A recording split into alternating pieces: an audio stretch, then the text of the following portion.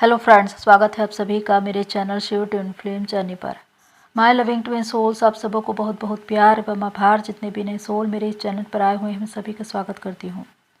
प्रियो, ये message divine feminine के लिए है जो साधनाएं कर रही है, अपनी इस जर्नी में चल रही है। विशेषकर डिवाइन फेमिनाइन का किरदार इस जर्नी में बहुत महत्वपूर्ण है, क्योंकि साधना और तपस्या वही करती है और पहले अपनी जर्नी को पूरा करती है। डीएफ से डिवाइन फेमिनाइन बनने तक का जो सफ़र है, उसमें वो एक बहुत ही कठिन तपस्या करती है। लेकिन जब उसकी तपस्या पूरी होती है तो वो अपने रियल फॉर्म में आती है, एक बटरफ्लाई की तरह आकाश में उड़ती है। तो उस वक्त ऐसे कौन कौन से साइन एंड सिम्टम्स हैं जो दिखाई देते हैं। आज मैं ऐसे 7 मेजर साइंस बता रही हूँ जब डिवाइन फेमिनाइन की तपस्या पूरी होती है। तो ये वीडियो बहुत इम्पॉर्टेंट होने वाला है उन सभी डिवाइन फेमिनाइन के लिए जो इस जर्नी में है और अपनी अपनी साधनाएं कर रहे हैं। तो इस वीडियो को पूरा देखिए और समझिए। आइए चलते हैं और जानते हैं इसके विषय में। फर्स्ट पॉइंट है खुद को हील करना। इस जर्नी में डीएम जब डीएफ को छोड़कर जाते हैं तो एक गहरा दर्द देकर जाते हैं, बहुत से घाव देकर जाते हैं जो डीएफ के दिल में नासूर की तरह होते हैं, और वही दर्द बार बार उसे तकलीफ देते हैं। डीएम का थर्ड पार्टी में चला जाना या शादी कर लेना, डीएफ को पूरी तरह से अस्वीकार कर देना, ये एक ऐसा जख्म है जो डीएफ भूल नहीं पाती। लेकिन इस जर्नी की जो सच्चाई है कि इस जर्नी में आगे बढ़ने के लिए, अपनी तपस्या को पूरा करने के लिए डिवाइन गाइडेंस में ये कहा जाता है कि खुद पर काम करे और खुद को हील करे। और सबसे पहले डीएफ को खुद को हील करना होता है। इसके लिए अपने भीतर उस सारी दबी भावनाओं को जो उसके भीतर है, जो उसे दर्द दे रही है, उसे दूर करना है, उसे रिलीज करना है। और इसके लिए ज़रूरी है कि उस सामने वाले को माफ़ किया जाए। जब डीएफ चेजिंग की एनर्जी से बाहर आ जाती है, वेटिंग की एनर्जी से बाहर आ जाती है, अब उसे ऐसा लगता है कि मुझे खुद पर ध्यान देना है, मुझे अपने कैरियर में आगे बढ़ना है, मुझे मूव ऑन करना है। तो इस निर्णय के साथ वो खुद पर काम करने लगती है और वो खुद को हील करती है। इसके लिए सबसे पहले वो अपने ट्विन को या जितने भी लोग जिन्होंने उनको हर्ट किया था या उनका व्यवहार उनके लिए ठीक नहीं था, उन सभी को वो माफ़ करती है और ऐसा करके वो उनको मुक्त करती है, खुद को भी मुक्त करती है और शांत हो जाती है। तो इस तरह से वो अपने आप को हील करती है। अब डीएम पर उसे गुस्सा नहीं आता। अब डीएम की वो पुरानी बातें जो उसे चोट पहुंचाती थी या तकलीफ देती थी, उसे याद करके भी अब उसे दर्द महसूस नहीं होता। तो एक ऐसी स्थिति जब आपका दर्द दूर हो जाए, आपको ऐसा लगे कि अब डीएम की कोई भी बात आपको न तो बुरी लगती है और न ही आपको उससे कोई फर्क पड़ता है। अब पुरानी बातें याद करके भी आपको तकलीफ नहीं होती, इसका मतलब कि आपने अपने आप को हील कर लिया है। तो यही है कि सबसे पहले डीएफ अपने आप को हील करती है। और अगर आप इस स्थिति में हैं तो इसका मतलब कि आप अपनी तपस्या में एक कदम आगे बढ़ चुके हैं। सेकंड पॉइंट है कंप्लीट फील करना। एक ट्विन की सबसे बड़ी समस्या ये होती है कि वो अपने आप में अधूरेपन को महसूस करती है जब उसका ट्विन उससे सेपरेट हो जाए। पर वास्तव में सेपरेशन एक इल्यूजन है। लेकिन जब वो अपने ही भीतर काम करती है, अपने इनर डीएम डीएफ को बैलेंस करती है, तो चेतना के एक ऐसे स्तर पर पहुंचती है, एक ऐसा स्टेट ऑफ माइंड जहां पर वो जान जाती है कि मेरा ट्विन मेरे ही अंदर है। और ये डुअलिटी से नॉन डुअलिटी में प्रवेश है, वननेस की स्थिति। जब वो अपने आप को शरीर नहीं मान रही है, वो अपने आप को एक आत्मा, एक एनर्जी के फॉर्म में देख रही है। और जब वो खुद एनर्जी है तो उसका ट्विन भी एक एनर्जी ही है। और वो ये समझ चुकी है कि मेरा ट्विन मेरे ही भीतर है, मैं कंप्लीट हूं, तो मैं उसे बाहर क्यों ढूंढूं। और इसीलिए बाहर जो एक नीड होती थी पहले, कि उसकी मन, उसकी आत्मा हमेशा अपने ट्विन को ढूंढती थी कि वो कॉल करे, मैसेज करे, उससे मिले, वो नीड खत्म हो जाती है। अब वो अपने ही भीतर अपने ट्विन को फील करती है, उसकी प्रेजेंस को अपने अंदर जीती है। और यही कंप्लीटनेस है कि वो अपने ट्विन को अपने ही अंदर पा चुकी है। और ये सबसे बड़ा साइन है। थर्ड पॉइंट है unconditional love and self love. ये जर्नी अनकंडीशनल लव और सेल्फ लव सिखाती है। और यही एक लेसन है डीएफ के लिए कि उसे अनकंडीशनल लव और सेल्फ लव सीखना है। अनकंडीशनल लव यानी कि निस्वार्थ प्रेम, डिवाइन का स्वभाव, जिस प्रेम में कोई शर्त नहीं, कोई समझौता नहीं, सामने वाले से कुछ पाने की चाह नहीं, कोई उम्मीद नहीं। तो यही अनकंडीशनल लव होता है, जिसमें आप अपने ट्विन के अलावा दुनिया के हर एक इंसान से प्यार करते हैं, प्रकृति से प्यार करते हैं, पेड़ पौधे, पशु पक्षी, हर एक इंसान के लिए आपके मन में प्यार होता है। यहाँ तक कि वो लोग जो आपको कार्मिक की तरह दिखाई देते थे या जिन्होंने अपनी बातों से आपको हर्ट किया था, उनके लिए भी आपके मन में प्यार होता है। यही एक निस्वार्थ प्रेम है, अनकंडीशनल लव है। जब आप इस स्थिति में पहुंच जाते हैं तो आप उस अनकंडीशनल लव को समझ जाते हैं।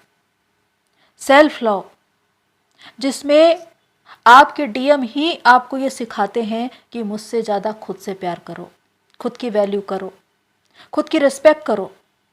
और जिस दिन आपने ये जान लिया कि मुझे खुद से प्यार करना है, मुझे खुद की कीमत पहचाननी है, उस वक्त आप सेल्फ केयर करने लगते हैं, खुद पर ध्यान देने लगते हैं, सेल्फ कॉन्शियस हो जाते हैं। और उस वक्त आप हाई वाइब्रेशन में होते हैं। ज़्यादा से ज़्यादा पॉजिटिव थॉट्स आप में होते हैं और अच्छी से अच्छी चीज़ों को आप मैनिफेस्ट करने लगते हैं, क्योंकि आपके अंदर एक सकारात्मक ऊर्जा का प्रवाह हो रहा है। आपने अब खुद से प्यार करना सीख लिया है और इसी वजह से आप वो प्यार, वो इज्जत जो दूसरों से चाहते थे, अब अपने जीवन में आकर्षित करने लगते हैं। फोर्थ पॉइंट है इनर बैलेंस। ये जर्नी इनर बैलेंस ही सिखाती है, यानी कि आपके भीतर इनर डीएमडीएफ, शिव शक्ति का बैलेंस होना। जितने आप स्पिरिचुअल है उतने ही आप लॉजिकल भी हैं। आपके भीतर कौन सी एनर्जी किस तरह चल रही है, क्या वो बैलेंस है, अनबैलेंस है, किस तरह से उसे बैलेंस किया जाए, ये सब कुछ आप जान जाते हैं। आप कभी भी बाहर किसी से नहीं पूछते कि मेरी एनर्जी क्या है, क्योंकि आप अपने भीतर की एनर्जी को चेक करना जानते हैं, उसे बैलेंस करना भी जानते हैं। अगर आपको एंगर इशू है, एंगर एक डीएम एनर्जी है, तो उस वक्त आप अगर बहुत ज़्यादा क्रोध में हैं, गुस्से में हैं, तो आपको पता चल जाएगा कि मेरी डीएम एनर्जी अनबैलेंस है, इसे बैलेंस करना है। तो आपको अपनी डीएफ एनर्जी एक्टिवेट करनी होगी। आपको शांत होना पड़ेगा, अनकंडीशनल लव में आना पड़ेगा, सॉफ्ट होना पड़ेगा। उस वक्त आपका इनर डीएम डीएफ बैलेंस होगा और आपकी एंगर इशू क्लियर हो जाएगी, आप शांत हो जाएंगे। तो इस तरह से आपको मालूम होगा कि कब आपकी एनर्जी अनबैलेंस होती है और उसे बैलेंस करने के लिए आप क्या करें। आप भली भांति पहचान जाते हैं कि मेरी एनर्जी कब किस स्थिति में है। अगर ये संतुलन आप अपने भीतर लाना जान गए तो आपके बाहर की परिस्थितियां भी संतुलित हो जाएंगी। तो यही एक सबसे बड़ा रहस्य है कि अपने भीतर एक इनर बैलेंस लाया जाए, क्योंकि आपके भीतर जो एनर्जी है, शिव शक्ति, इनर डीएमडीएफ, अगर ये हद से ज़्यादा अनबैलेंस है तो आपके बाहर की परिस्थितियां भी अनबैलेंस ही होगी। असंतुलित ही होगी। इसीलिए अपने भीतर काम किया जाता है और उसे बैलेंस किया जाता है। तो इनर बैलेंस बहुत ज़्यादा ज़रूरी है। और जब आप अपनी तपस्या में आगे बढ़ जाते हैं तो इस कला को सीख जाते हैं कि इनर बैलेंस कैसे लाया जाए। 5th पॉइंट है क्रिएटिव हो जाना। आपका डीएम आपके लाइफ में जब आता है तो आपकी क्रिएटिव साइड को बढ़ाता है, यानी कि आपकी क्रिएटिविटी बढ़ जाती है। नई नई चीज़ों को सीखने में आपका इंटरेस्ट आने लगता है और इसी दिशा में आप आगे बढ़ने लगते हैं। आप पहले से ज़्यादा क्रिएटिव हो चुके हैं, नई नई चीज़ों को आप सीखना चाहते हैं और चाहे आपकी कोई कला हो, हुनर हो, प्रतिभा हो, आप उस दिशा में काम करते हैं, अपनी पूरी एनर्जी लगाते हैं, अपना टाइम लगाते हैं, उसमें अपना एक कैरियर बनाते हैं। तो यही क्रिएशन है। जब आपके भीतर इनर डीएम डीएफ बैलेंसिंग होती है, शिव शक्ति मर्ज होता है, डिवाइन से सोल मर्जिंग होती है, तो आप हद से ज़्यादा क्रिएशन करने लगते हैं, नई नई चीज़ों को इजाद करने लगते हैं, नए आविष्कार, अनुसंधान, आपके माइंड में बहुत से आइडियाज आने लगते हैं और आपको यही लगता है कि मैं अपने लोगों को कुछ नया करके दूं, मेरे समाज के लोग, दुनिया, देश के लोग, उनके लिए मैं कुछ नया आविष्कार कर सकूं, कुछ ऐसी भलाई के काम जिसके द्वारा वो अपनी जर्नी में आगे बढ़े। तो ये एक ऐसा समय है जब आपकी क्रिएटिविटी बढ़ चुकी है, आप क्रिएशन कर रहे हैं, आप सृजन कर रहे हैं, लोगों को, समाज को, देश को, दुनिया को कुछ नया दे रहे हैं। तो ये एक ऐसा पड़ाव है जब आप अपनी तपस्या के, अपनी साधना के अंतिम पड़ाव पर पहुंच चुके हो। 6 पॉइंट है सोल पर्पस पर आना। आपका ट्विन आपकी लाइफ में इसलिए आता है ताकि आपको मोक्ष तक पहुंचा दे, आपको आपके सोल पर्पस से जोड़ दे। और ये सोल पर्पस आपको तभी मिलता है जब आपकी आत्मा पूरी तरह से जागृत होती है, क्योंकि प्रारंभ में वो बिल्कुल भी जान नहीं रही होती है कि मैं इस दुनिया में क्यों आई हूँ, लेकिन उसका एहसास करवाता है आपका ट्विन। क्योंकि जब आपकी अवेकनिंग होती है तब आप चेतना के एक ऐसे स्तर पर होते हैं जहाँ पर डिवाइन से सोल मर्जिंग होती है और आप अपने जीवन के उद्देश्य को जान पाते हैं। आप ये जान पाते हैं कि मैं इस दुनिया में क्यों आया हूँ। कोई भी भलाई के काम, चाहे प्रकृति के लिए, पशु पक्षियों के लिए, गरीब जरूरतमंद लोगों के लिए, जो निस्वार्थ भाव से आप कर रहे हैं, वही सोल पर्पस है। एक ऐसा सोल पर्पस जिसके द्वारा आप डिवाइन को सर्व कर रहे हैं। ये आपकी आत्मा का उद्देश्य है। ये सामाजिक स्तर पर भी हो सकता है और देशव्यापी भी हो सकता है।